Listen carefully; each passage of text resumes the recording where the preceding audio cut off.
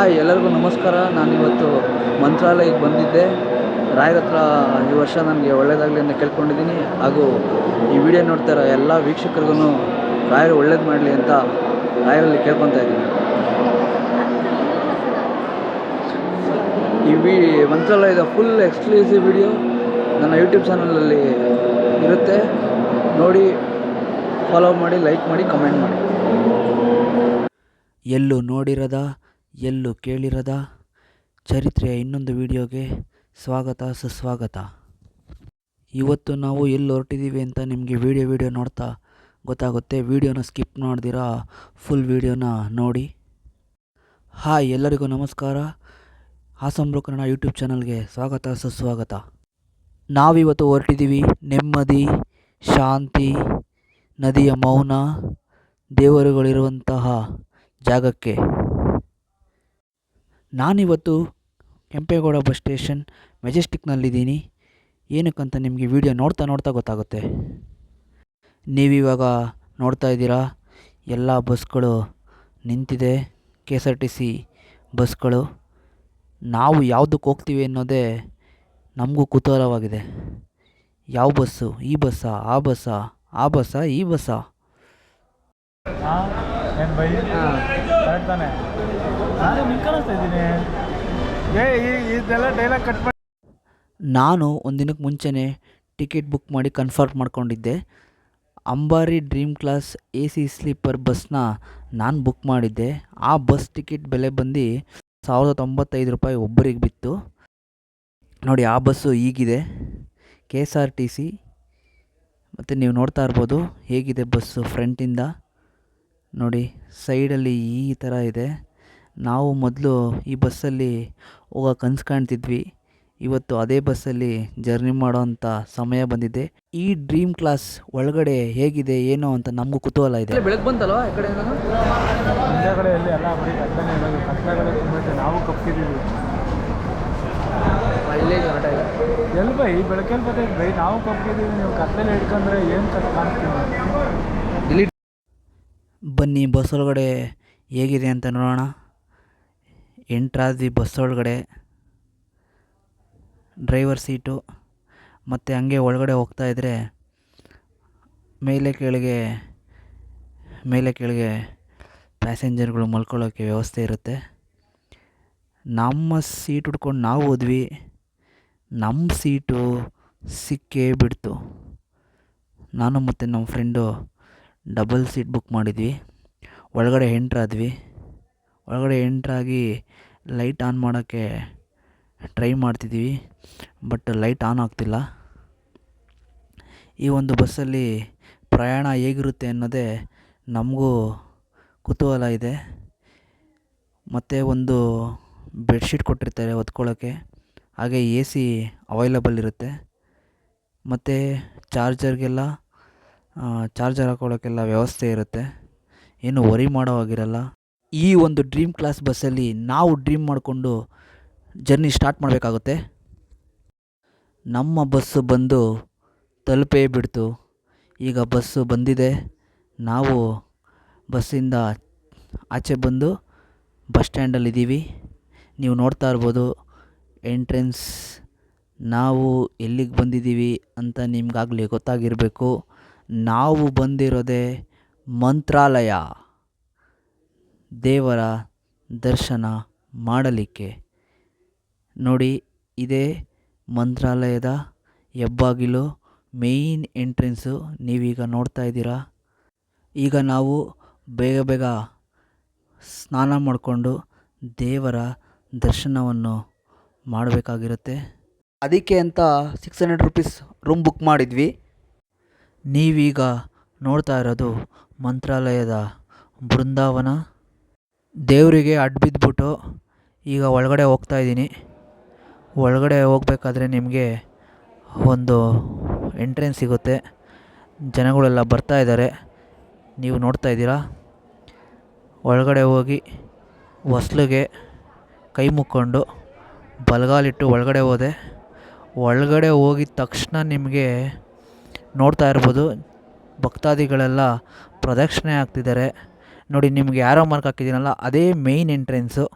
ಈಗ ನೋಡ್ತಾ ಇರೋದು ನೀವು ಎಂಟ್ರೆನ್ಸಿಂದ ದೇವರ ಗರ್ಭಗುಡಿಗೆ ಹೋಗೋಕ್ಕೆ ಜನಗಳೆಲ್ಲ ಕ್ಯೂ ನಿಂತಿದ್ದಾರೆ ನೋಡಿ. ಇದೇ ಎಂಟ್ರೆನ್ಸ್ ಟು. ಇಲ್ಲಿ ನೀವು ಮೊದಲು ಹೋಗಬೇಕಾಗುತ್ತೆ ದೇವ್ರ ದರ್ಶನ ಮಾಡೋಕ್ಕೆ.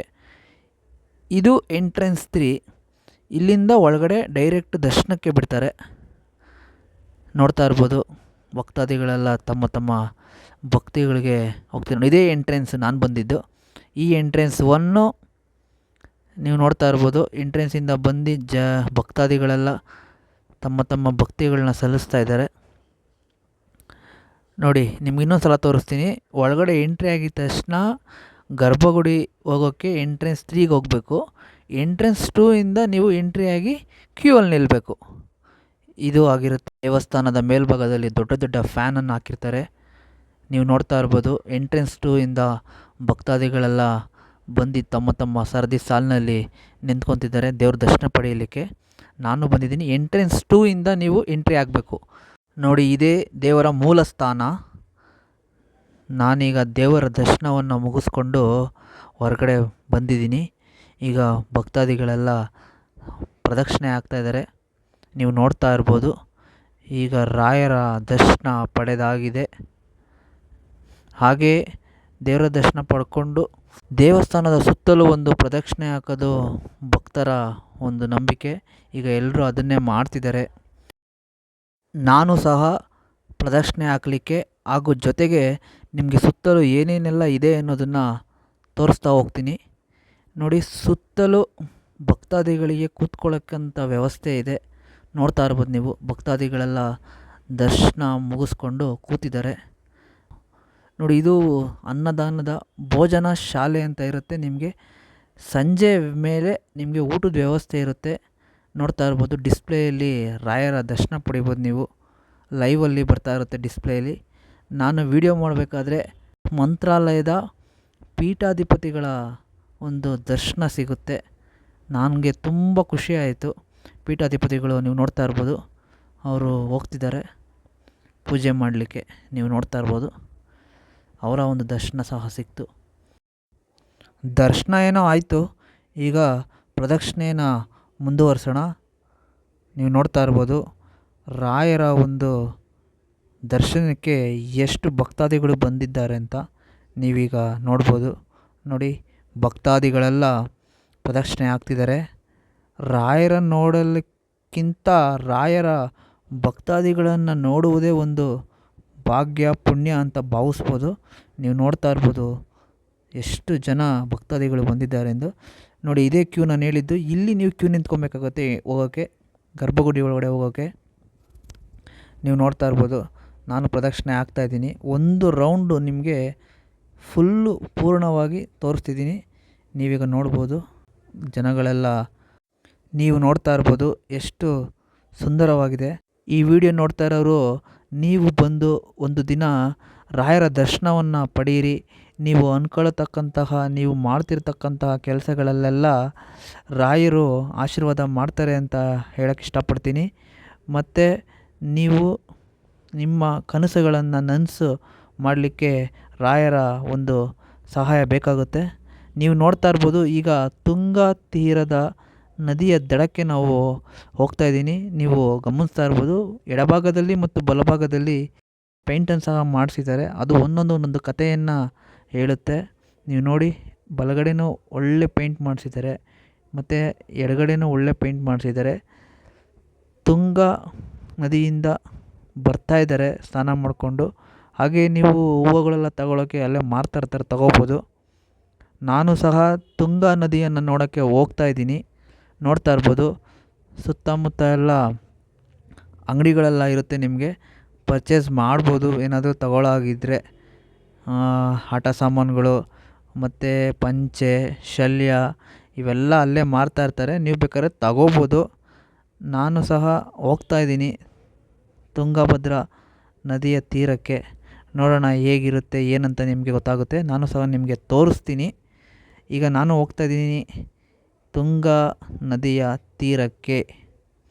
ನಾನು ಮತ್ತು ನನ್ನ ಸ್ನೇಹಿತ ಕೂಡ ಬರ್ತಾಯಿದ್ದಾನೆ ಹಿಂದೆಗಡೆ. ಹೋಗ್ತಾಯಿದ್ದೀವಿ. ಈಗ ದೇವ್ರ ದರ್ಶನ ಮುಗಿಸ್ಕೊಂಡು ತುಂಗಭದ್ರಾ ನದಿಗೆ ನದಿ ನೋಡೋಕೆ ಹೋಗ್ತಾಯಿದ್ವಿ. ಹಂಗೆ ಹೊಟ್ಟೆ ಸಹ ಹಸಿತಾಯಿತ್ತು. ಅಲ್ಲೇ ಇದ್ದಂತಹ ಲೋಕಲ್ ಹೋಟ್ಲಲ್ಲಿ ಏನಾದ್ರು ತಿನ್ನೋಣ ಅಂತ ಹೋದ್ವಿ.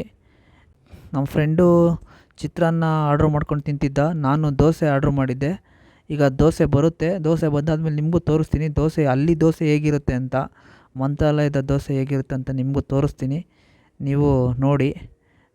ದೋಸೆ ಬಂತು, ದೋಸೆ ಕೊಟ್ಟಿದ್ದಾರೆ. ನೋಡಬೇಕು, ಟೇಸ್ಟ್ ನೋಡಿ ದೋಸೆ ಹೇಗಿದೆ ಅಂತ ನಿಮ್ಗೆ ನಾನು ಹೇಳ್ತೀನಿ. ಹಂಗೆ ವೀಡಿಯೋ ನೋಡ್ತಾ ಇರ್ಬೋದು.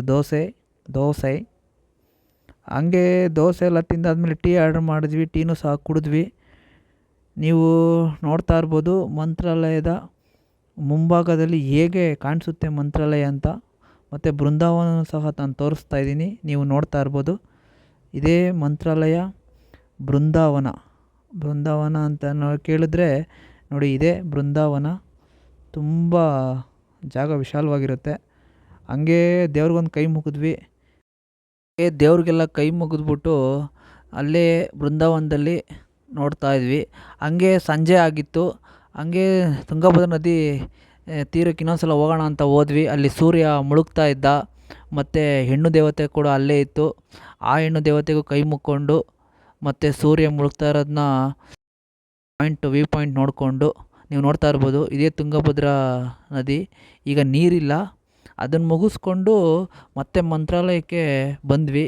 ನೀವು ನೋಡ್ತಾ ಇರ್ಬೋದು, ಸಂಜೆ 6:30ಕ್ಕೆ ಲೈಟ್ಸ್ ಎಲ್ಲ ಆನ್ ಆಗುತ್ತೆ. ಮಂತ್ರಾಲಯದ ಮುಂಭಾಗದಲ್ಲಿ ಲೈಟ್ಸ್ ಎಲ್ಲ ಆನ್ ಆಗುತ್ತೆ. ಎಷ್ಟು ಸಖತ್ತಾಗಿತ್ತು ಗೊತ್ತಾ ನೋಡೋಕ್ಕೆ. ಹಂಗೆ ಇನ್ನೊಂದು ಸಲ ಒಳಗಡೆ ಬಂದ್ವಿ. ಮಂತ್ರಾಲಯದ ಒಳಗಡೆ ನೋಡ್ತಾ ಇರ್ಬೋದು, ಸಂಜೆ ಭಕ್ತಾದಿಗಳೆಲ್ಲ ಮತ್ತೊಮ್ಮೆ ಪ್ರದಕ್ಷಿಣೆ ಆಗ್ತಾಯಿದ್ರು. ನಾವು ಸಹ ಸಂಜೆ ಆದಮೇಲೆ ಇನ್ನೊಂದು ಸಲ ದೇವ್ರ ದರ್ಶನ ಮಾಡ್ಕೊಂಡ್ವಿ, 2ನೇ ಸಲ ಸಂಜೆ. ಅದಾದಮೇಲೆ ಕೂತ್ಕೊಂಡಿದ್ವಿ ಅಲ್ಲೇ. ಇನ್ನೇನು ಕೆಲವೇ ಕ್ಷಣಗಳಲ್ಲಿ ರಥೋತ್ಸವ ನಡೆಯುತ್ತೆ. ಮತ್ತು ಸುತ್ತಲೂ ಮಂತ್ರಾಲಯದ ಸುತ್ತಲೂ ಆನೆ ಮೇಲೆ ದೇವ್ರನ್ನೆಲ್ಲ ಕೂರಿಸಿ ರಥನ ಎಳ್ಕೊಂಡು ಹೋಗ್ತಾರೆ. ನಿಮ್ಗೆ ಅದನ್ನು ತೋರಿಸ್ತೀನಿ, ನೀವು ನೋಡ್ತಾ ಇರ್ಬೋದು. ಎಲ್ಲ ಸಿದ್ಧತೆ ಮಾಡ್ಕೊತಿದ್ದಾರೆ ರಥೋತ್ಸವಕ್ಕೆ. ಅಲ್ಲಿ ರಥೋತ್ಸವಕ್ಕೆ ನೀವು ಬೇಕಾದರೆ ಬುಕ್ ಮಾಡ್ಕೊಬೋದು ರಥೋತ್ಸವ ಮಾಡಲಿಕ್ಕೆ. ಮತ್ತು ರಥನ ಎಳೀಲಿಕ್ಕೆಲ್ಲ ಅಮೌಂಟ್ ಇಷ್ಟಿಷ್ಟು ಅಂತ ಫಿಕ್ಸ್ ಮಾಡಿರ್ತಾರೆ. ಅದನ್ನು ಕೊಟ್ಟು ನೀವು ರಥೋತ್ಸವನ ಬೇಕಾದ್ರೆ ಮಾಡಿಸ್ಕೋಬೋದು. ಪ್ರತಿ ದಿನವೂ ನಡೆಯುತ್ತೆ ರಥೋತ್ಸವ. ನೀವು ನೋಡ್ತಾ ಇರ್ಬೋದು, ರಥೋತ್ಸವನ ನೋಡಲಿಕ್ಕೆ ಭಕ್ತಾದಿಗಳೆಲ್ಲ ಕಾಯ್ತಾ ಇದ್ದಾರೆ. ನಾನು ಸಹ ರಥೋತ್ಸವ ನೋಡಲಿಕ್ಕೆ ಕಾಯ್ತಾ ಇದ್ದೀನಿ. ನೀವು ನೋಡ್ತಾ ಇರ್ಬೋದು, ರಥೋತ್ಸವಕ್ಕೆ ರೆಡಿ ಆಗ್ತಾಯಿದೆ ನೋಡಿ. ಆನೆ ನೋಡ್ತಾ ಇರ್ಬೋದು ನೀವು. ಹಂಗೆ ನಿಮಗೆ ಇಲ್ಲಿ ಲೈವು ದೇವ್ರನ್ನ ನೋಡಲಿಕ್ಕೆ ಡಿಸ್ಪ್ಲೇಗಳನ್ನೆಲ್ಲ ಹಾಕಿರ್ತಾರೆ. ನೀವು ಅಲ್ಲೂ ಸಹ ನೋಡ್ತಾ ಇರ್ಬೋದು. ಲೈವಲ್ಲಿ ಡಿಸ್ಪ್ಲೇಲಿ ಕಾಣಿಸ್ತಾ ಇರುತ್ತೆ. ದೇವ್ರಿಗೆ ಪೂಜೆ ಮಾಡೋದು, ಮಂಗಳಾರತಿ ಮಾಡೋದೆಲ್ಲ ಕಾಣಿಸ್ತಾ ಇರುತ್ತೆ. ನಾವು ಸಹ ಡಿಸ್ಪ್ಲೇಲಿರಲ್ಲಿ ದೇವ್ರಿಗೆ ದರ್ಶನ ಹೇಗೆ ನಡೆಯುತ್ತೆ ಏನಂತೆಲ್ಲ ನೋಡ್ತಾನೇ ಇದ್ವಿ. ನೋಡಿ, ಸುತ್ತಲೂ ಭಕ್ತಾದಿಗಳನ್ನೆಲ್ಲ ಇನ್ನೊಂದು ಸಲ ನೋಡಿಕೊಂಡು, ದೇವ್ರನ್ನ ಇನ್ನೊಂದು ಸಲ ಎಲ್ಲ ಕೇಳಿಕೊಂಡು ರಥೋತ್ಸವಕ್ಕೆ ಕಾಯ್ತಾ ಇದ್ವಿ. ನೋಡೋಣ ರಥೋತ್ಸವ ಎಷ್ಟು ಗಂಟೆಗೆ ಸ್ಟಾರ್ಟ್ ಆಗುತ್ತೆ ಅಂತ. ನಮಗೂ ಟೈಮ್ ಗೊತ್ತಿಲ್ಲ. ಟೈಮು ಮೋಸ್ಟ್ಲಿ 7 ಗಂಟೆ ಅಂತಾರೆ. ತಮ್ಮ ಇಷ್ಟ ದೇವತೆಗಳನ್ನೆಲ್ಲ ಕೂರಿಸಿದ್ದಾರೆ. ನೀವು ನೋಡ್ತಾ ಇರ್ಬೋದು, ರಥೋತ್ಸವನ ಎಳೀತಾರೆ ಇವಾಗ. ನೀವು ನೋಡ್ತಾ ಇರ್ಬೋದು, ಆನೆ ಮೇಲೆ ದೇವರು ಬರ್ತಾ ಇದೆ. ನೋಡಲಿಕ್ಕೆ ಖುಷಿ ಆಗುತ್ತೆ. ಸಖತ್ತಾಗಿತ್ತು ನಮಗಂತೂ ನೋಡಲಿಕ್ಕೆ. ನೀವು ಸಹ ನೋಡಿ, ಯಾವಾಗಾದರೂ ಬಂದು ಅಂತ ಹೇಳಿಕ್ಕೆ ಇಷ್ಟಪಡ್ತೀನಿ. ನೀವು ನೋಡ್ತಾ ಇರ್ಬೋದು, ಆನೆ ಎಷ್ಟು ಸುಂದರವಾಗಿದೆ. ಮತ್ತು ಬೆಳ್ಳಿ ಪಳಪಳ ಅಂತ ಹೊಳಿತಾ ಇದೆ. ಸಖತ್ತಾಗಿದೆ ವ್ಯೂವು. ಎಲ್ಲರೂ ವೀಡಿಯೋ ಎಲ್ಲ ಮಾಡ್ಕೊತಿದ್ರು, ನಾವು ವೀಡಿಯೋ ಮಾಡ್ಕೊಂಡ್ವಿ. ಮತ್ತು ರಥೋತ್ಸವ ಮುಗಿಸ್ಕೊಂಡು ನಾವು ಅಲ್ಲೇ ಸ್ವಲ್ಪ ಹೊತ್ತು ಕೂತಿದ್ವಿ. ಬಾವುಟ ನೋಡ್ತಾ ಇದ್ವಿ ಗೋಪುರದ್ದು. ಎಷ್ಟು ಸಖತ್ತಾಗಿ ಕಾಣಿಸ್ತಾ ಇತ್ತು. ಚಂದ್ರ ಬೇರೆ ಅಲ್ಲೇ ಪಕ್ಕದಲ್ಲೇ ಇದ್ದಾನೆ. ಅದನ್ನು ನೋಡಿಕೊಂಡು ಮತ್ತು ಭೋಜನ ಶಾಲೆಗೆ ಬಂದ್ವಿ. ನೋಡ್ತಾ ಇರ್ಬೋದು, ಭೋಜನ ಶಾಲೆಗೆಲ್ಲ ಎಂಟ್ರಿ ಆಗ್ತಿದ್ದಾರೆ. ನಾವು ಭೋಜನ ಶಾಲೆಗೆ ಎಂಟ್ರಿ ಆದ್ವಿ. ಪ್ರಸಾದನ ತಟ್ಟೆಯಲ್ಲಿ ಹಾಕ್ಕೊಟ್ರು. ಬಿಸಿಬೇಳೆ ಬಾತು ಮತ್ತು ಮೊಸರನ್ನ ಹಾಕ್ಕೊಟ್ಟಿದ್ದಾರೆ. ಎಲ್ಲ ನೋಡ್ತಾ ಇರ್ಬೋದು. ಇದೇ ಭೋಜನ ಶಾಲೆ. ಸುತ್ತಲೂ ಜನ ಎಷ್ಟು ಬೇಕಾದ್ರೂ ಜನ ಕುತ್ಕೊಬೋದು, ಅಷ್ಟು ದೊಡ್ಡದಾಗಿದೆ ಭೋಜನ ಶಾಲೆ. ನಾನು ಸಹ ಭೋಜನ ಶಾಲೆಯಲ್ಲಿ ಪ್ರಸಾದ ಸ್ವೀಕರಿಸಿದೆ. ಸಖತ್ತಾಗಿತ್ತು. ಮತ್ತು 2 ಸಲ ಹಾಕ್ಸ್ಕೊಂಡು ಪ್ರಸಾದ ತಿಂದ್ಕೊಂಡು ಸಂಜೆ ಆಚೆಗಡೆ ಬಂದೆ. ಅದ್ರ ಲೈಟಿಂಗ್ಸ್ ಎಲ್ಲ ನೋಡಿ ಸಖತ್ತು ಒಳ್ಳೆ ಫೀಲ್ ಬಂತು. ಸಖತ್ತಾಗಿತ್ತು. ನಾನು ಮಂತ್ರಾಲಯಕ್ಕೆ ಹೋಗಿ ಬಂದಂಥ ಖರ್ಚು 1 ಸೈಡ್ ಟಿಕೆಟು 1095, 2 ಸೈಡ್ಗೆ 2190, ಲಂಚ್ಗೆ 100 ರೂಪಾಯಿ, ರೂಮ್ಗೆ 600, ಅದು ಇದು ಅಂತ 110 ರೂಪಾಯಿ, ಒಟ್ಟು 3000 ರೂಪಾಯಿ ಖರ್ಚಾಗಿದೆ. ಮತ್ತು ಇದೇ ಥರ ವೀಡಿಯೋಗಳನ್ನ ನಾನು ಮಾಡ್ತಾಯಿರ್ತೀನಿ. ದಯವಿಟ್ಟು ನನ್ನ ಚಾನಲ್ನ ಫಾಲೋ ಮಾಡಿ. ಮತ್ತು ಮುಂದಿನ ವೀಡಿಯೋದಲ್ಲಿ ನಿಮ್ಮನ್ನು ಭೇಟಿ ಮಾಡ್ತೀನಿ. Thank you so much. Okay, thank you, bye.